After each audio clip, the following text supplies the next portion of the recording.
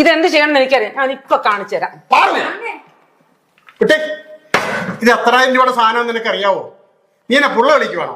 നിങ്ങളുടെ സാധനത്തിനൊക്കെ ഭയങ്കര വിലയാ. പക്ഷെ എന്റെ ജീവിതത്തിന് ഒരു വിലയില്ല ഇവിടെ. എത്ര നാളായി ഞാൻ അടുക്കളയൊക്കെ നരയിക്കുന്നു. ഞാൻ വല്ല കടുങ്കയും ചെയ്യും കേട്ടോ.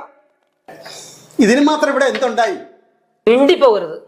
നിങ്ങൾ ഒരുത്തനായി പിള്ളേർക്ക് വളം വെച്ച് കൊടുക്കുന്നത്. അമ്മേ മിണ്ടരുത്. ആരുടെ അമ്മ?